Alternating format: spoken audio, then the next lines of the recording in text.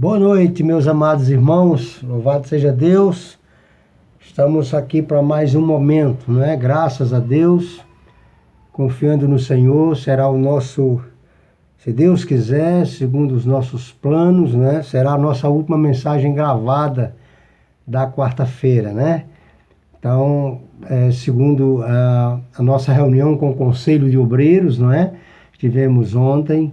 Nós decidimos que no dia 2, se Deus quiser, próxima quarta-feira, estaremos de volta no nosso culto presencial. Louvado seja Deus por isso. Não voltaremos ainda nos domingos, né, conforme foi decidido, mas estaremos de volta nas quartas e nas atividades semanais, como encontro de homens, mulheres, coreografias e as demais atividades que tem durante a semana que é possível fazer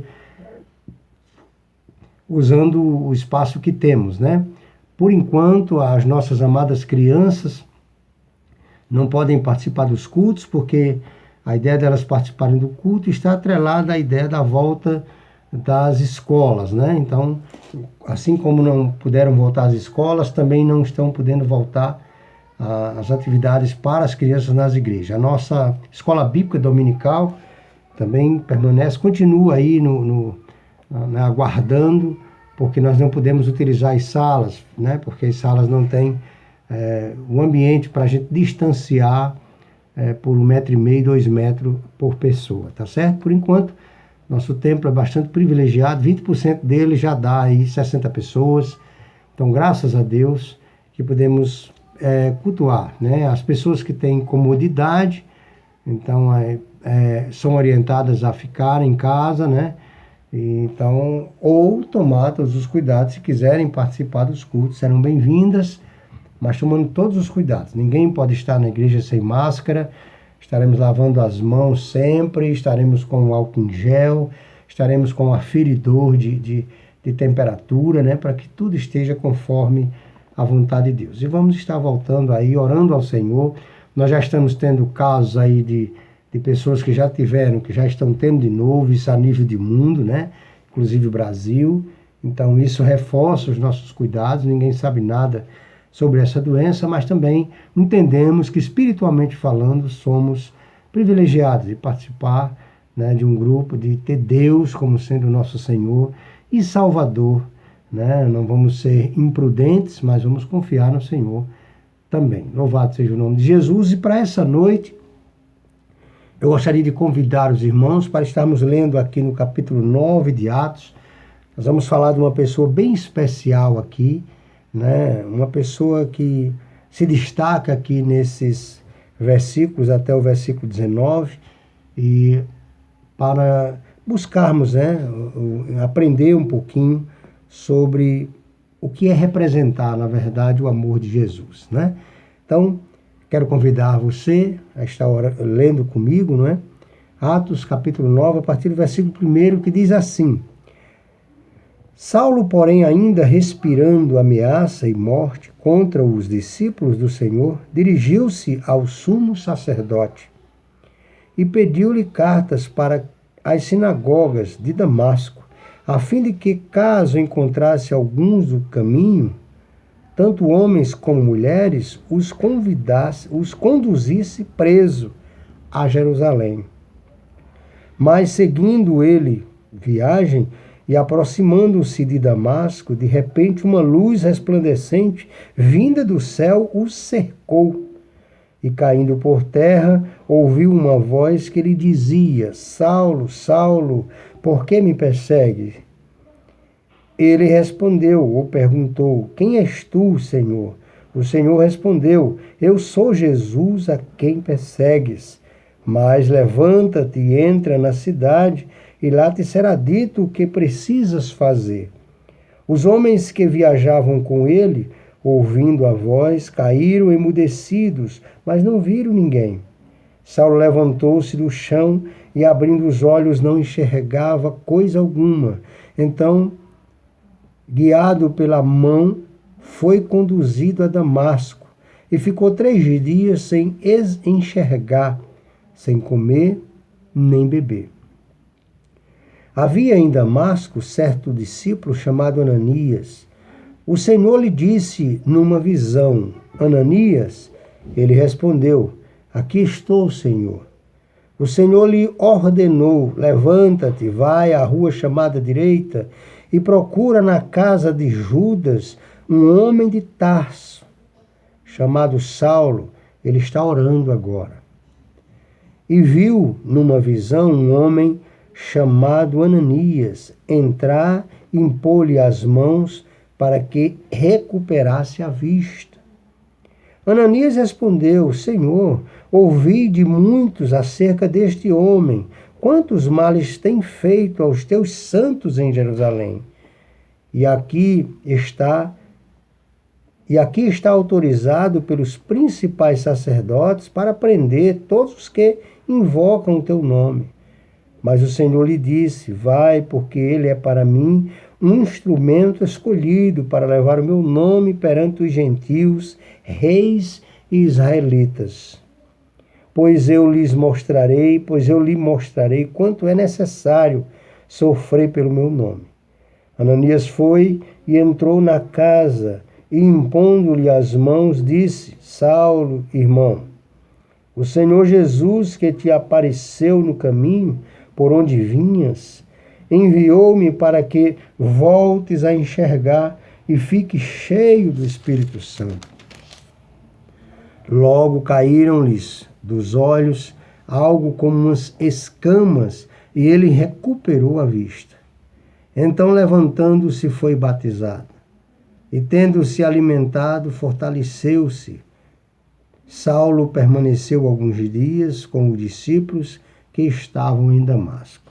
Quero convidar você para orar, porque eu quero observar aqui essas atitudes e essa pessoa, esse discípulo chamado Ananias. Tá bom? Que na experiência de Paulo, ou no momento de Paulo, ou para preparar Paulo para um grande ministério, Deus usa a vida de Ananias de maneira tremenda, né? Então, é sobre esse homem que eu quero falar. Eu entendo que Ananias é realmente um representante do amor de Jesus nesse texto. E às vezes você está sendo verdadeiramente um representante do amor de Jesus e acha que não. Acha que tem outras coisas que você deve fazer para ser o representante do amor de Jesus. Quando, na verdade, às vezes acolher um novo convertido, às vezes obedecer a Jesus, às vezes ser realmente um elo, né? É o que Ananias permanece sendo aqui no livro de Atos. Então me chama a atenção essa postura de Ananias. Eu quero compartilhar com os irmãos essa quarta-feira, tá bom? Então vamos orar ao Senhor. Nessa oração eu quero que você peça orientação ao Senhor e ao Espírito Santo. Paulo estava orando ali e na visão dele, na oração, ele viu Ananias. Lembra quando o Senhor Jesus procurou Ananias? Numa visão ele disse a Ananias: Paulo está orando agora e viu numa visão você chegar. Então já estava determinado o que Ananias deveria fazer. Ele questiona algumas coisas, mas já está tudo certo para que ele, como um bom cumpridor da palavra de Deus, represente o amor de Jesus na vida de Saulo, depois Paulo, tá bom? Então vamos orar comigo? Te convido a fazer um momento de oração pela tua casa, pela tua vida, pelo teu trabalho, pela tua mente, né? Para que o Senhor continue te mantendo conforme a vontade dele. Meu Deus, em nome de Jesus, muito obrigado pela tua palavra, muito obrigado por esta noite de quarta-feira, muito obrigado por esse momento de culto que nós temos diante do Senhor e queremos agradecer ao Senhor pela tua bondade, a tua fidelidade. Continua conosco, Senhor, pois não somos nada sem o teu amor, sem a tua graça e sem a tua misericórdia. Oramos assim, gratos ao Senhor por esse momento, no nome de Jesus. Amém. E graças a Deus. Amém. Então, como eu disse aos amados, eu quero observar aqui na vida de Ananias essa observação aqui dele sendo como um representante do amor de Cristo. A gente fala tanto em amor, né? A gente fala tanto em amor, tá faltando amor, tem amor, não tem e tal. A gente faz esses pré-julgamentos, não é? Mas aqui eu quero apresentar algumas características do que é realmente ter amor, do que é ser um representante do Evangelho, um representante de Jesus Cristo. Quero falar de Ananias, né? No capítulo 22, versículo 12, quando Ananias ali é apresentado, ele é apresentado tal qual ele é apresentado aqui nos versículos 10 e 11, né? A gente entende ele sendo um homem de origem desconhecida. Morava ali em Damasco, era um discípulo de Jesus, mas não tem mais detalhes sobre ele, né? Sabe-se que ele era um homem de bom testemunho, né? Vivia conforme a lei, né? Ele era um homem de testemunho de todos os judeus, como está ali no capítulo 22, versículo 12, né?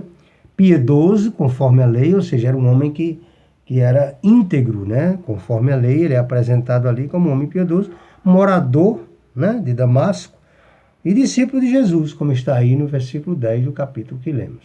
Então, essa não tem muita coisa sobre Ananias, mas a sua atuação, a forma como ele se apresenta, como ele é apresentado aqui no Evangelho ou no livro de Atos, no desenvolvimento da igreja, principalmente para a vida de Paulo, é algo fantástico, né?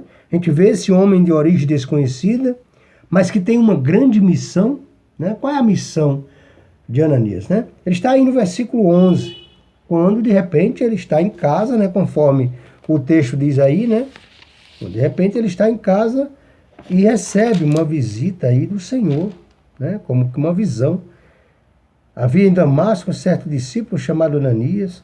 O Senhor lhe disse numa visão: Ananias, ele respondeu: aqui estou, Senhor.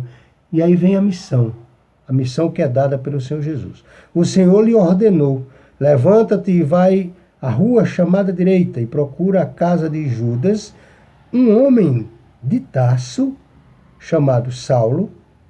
Ele está orando agora. Então, qual era a grande missão de Ananias? Talvez ele nunca tivesse parado para pensar o que o Senhor ia realizar através da sua vida. Talvez ele nunca tivesse parado para pensar a importância que ele tinha, na verdade, ali naquele contexto, morando ali em Damasco, aquela cidade que posteriormente Saulo iria visitar, ia pedir, né, às autoridades de Jerusalém cartas, dando-lhe autoridade para prender quem ele encontrasse, principalmente naquela pequena cidade de Damasco, né? E ele só não esperava que lá estava, digamos assim, proporcionado por Deus, né? Organizado por Deus, o homem que ia ser uma bênção na sua vida. Okay? O homem que ia ser usado para que o Senhor Jesus o curasse. E esse homem era Ananias. Então a gente vê aí a grande missão dele, né? O grande porquê de Ananias existir foi realmente ele ser essa pessoa tão importante na vida, no desenvolvimento, no ministério do apóstolo Paulo, que faria com que todas essas cartas, todas essas palavras, toda essa teologia, todo esse desenvolvimento de igreja, não é? Chegasse até nós por meio do apóstolo Paulo. Então Ananias foi a figura usada, assim como André foi a figura ali usada para que Pedro fosse o grande pastor, né? Fosse chamado, convocado. Pedro, tu me amas, disse Jesus. Se me amas, apacenta os meus cordeirinhos. Então André teve ali a grande participação. E aqui a gente vê Ananias. Por que eu gosto desses textos assim? Porque a gente tem tanta gente na igreja que às vezes deixa de ser bênção, porque procuram coisas que não é o seu perfil, né? Não procuram depender de Deus, não procuram perguntar a Deus, não procuram ter intimidade com Deus. Veja que o momento de Ananias aqui acontece porque ele está num momento de intimidade com Deus, né? O texto apresenta: havia em Damasco certo discípulo. Então, não tem nem a origem dele, era um certo discípulo que era obediente, morava lá em Damasco. De repente ele estava aqui no momento de oração, e aí bate um papo legal com Jesus, que tinha uma missão para ele. Por que será que está faltando tanto trabalho, está faltando tanta atividade na igreja do Senhor? Por que será que a igreja não está mais atuante? Porque as pessoas estão deixando de ter intimidade com Deus. E sem intimidade com Deus, elas não recebem o que devem fazer. Elas não sabem qual o seu ministério, por que estão aqui. Elas não sabem por que elas estão aqui nesse mundo, elas não têm uma convicção do porquê que elas estão aqui. Então, acho que a igreja tem pecado nisso. Eu gosto desses textos porque eu gosto de orientar a igreja do Senhor. Você que às vezes se sente tão improvável, né?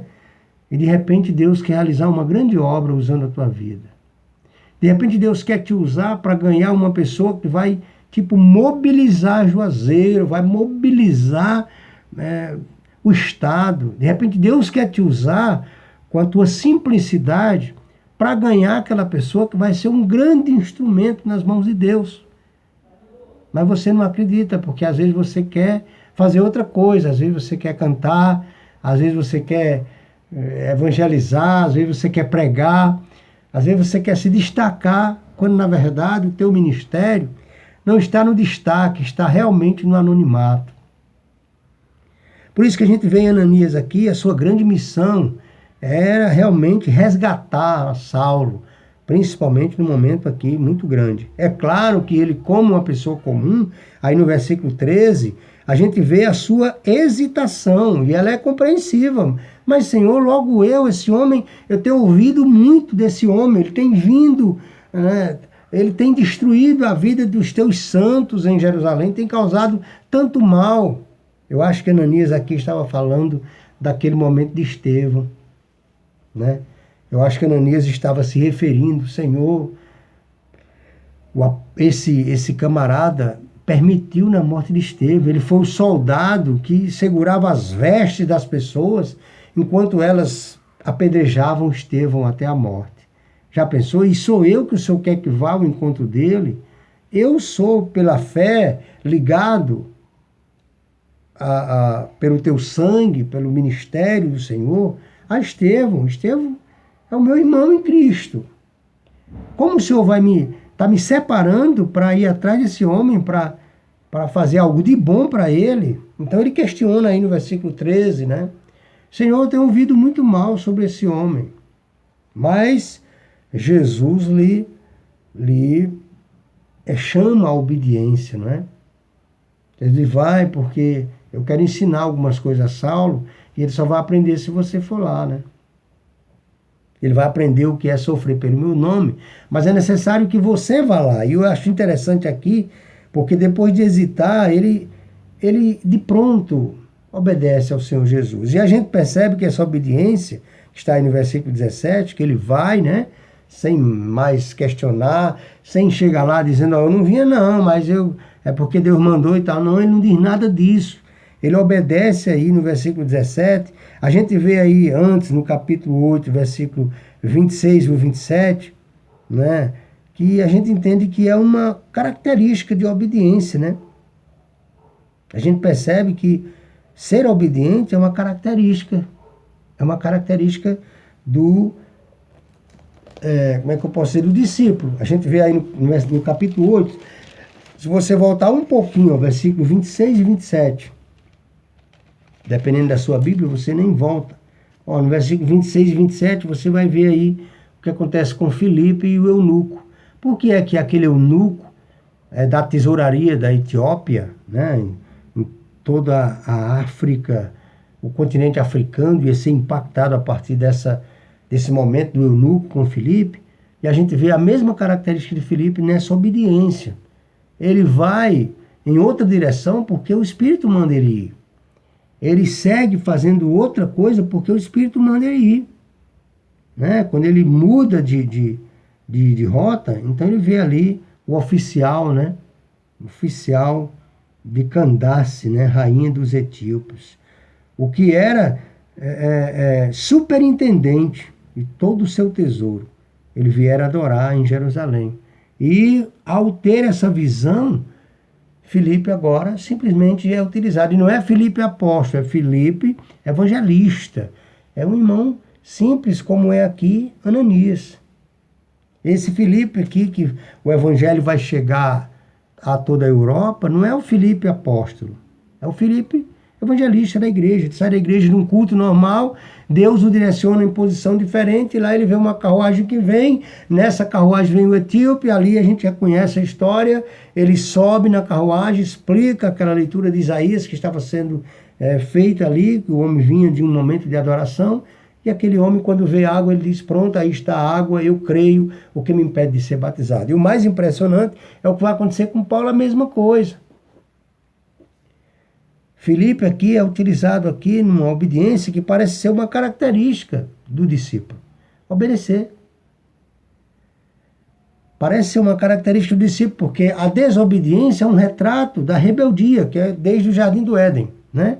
E a obediência é o contrário da rebeldia ou da desobediência.